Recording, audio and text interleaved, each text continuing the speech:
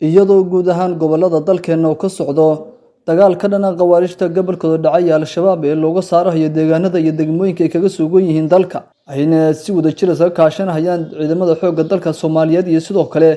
bulshada Soomaaliyeed ee naftooda u horay difaaca dalka taasoo jab xoogan gaarsiisay khawaarijta gobolkooda dhacay al-shabaab iyo weli meelo ka tirsan dalka ku dhumaalaysanaya ayaa waxa soo dhaweeyay maamulka iyo sidoo kale shacabka ku nool magaalada xeebeedka Hoobiyo gobolka Mudug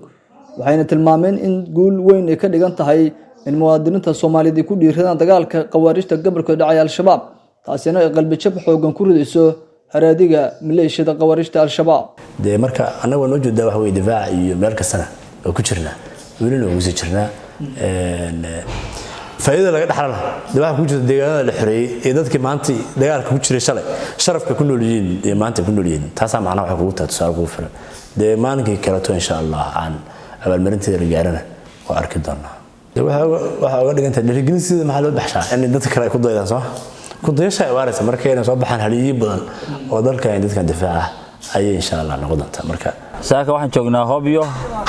Ilaahay subhanahu wa ta'ala waa ku mahadsan waxaan aad iyo aad u soo dhaweynaynaa 21 ilaa hadda halgankii gobolka ka socday ee lagu la jiray khawaarijta waxaan aad iyo aad u bogaadinaynaa wajiga labaad oo bilowday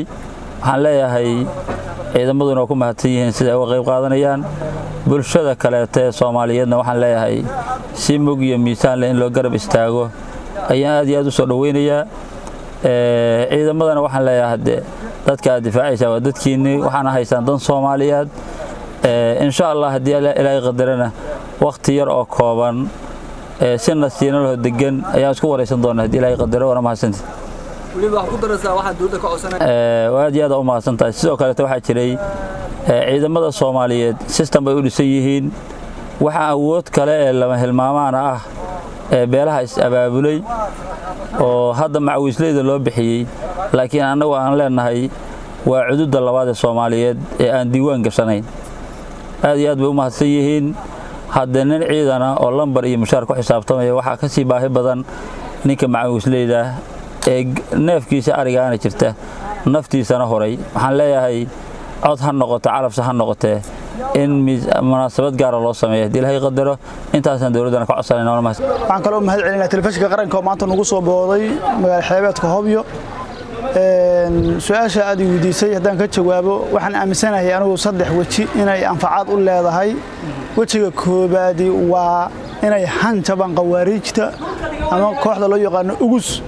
oo ururka gumaadka ummadda Soomaaliyeed inay ku hanjabaan sida hadda muuqata ama aan aragnay xafaayadaha iyo godadka ay qoteen waa qodobka labaad in moraalka dawladda ama ciidanku oo kor u kaco waxaana kalifay is-abaabulka bulshada baa kalifay intaas in moraalka dawladuna kor u kaco moraalka khawaarijtuna ay hoos u dhacdo waxa kale soo saddexeeya madaxda dawladda markay aragto 10 qof oo ku ra'yi ah oo shacab ah oo cid wax ku siinaysa iyo cid ku taakuleynaysa midna aysan jirin 10kaas qof oo ku ra'yiga markuu arko ninka mas'uulka oo madaxweynaha ugu sareeyo waa qancaya shaqada hore u sii wadahaya saddexdaas qodob baan waxaan aaminsanahay inay soo kordhi karto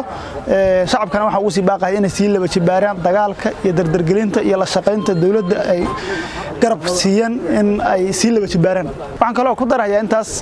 dawladuna waxa laga rabaa amaalmarin garab istaag dhiirigelin dadka ku dhiiriday in ay la diriraan iskana dul qaadaan heeriyada dul saaran inay ku amaalmariyaan baan dawladana ugu baaqayaa beesha cala xashi warbaahinta qaranka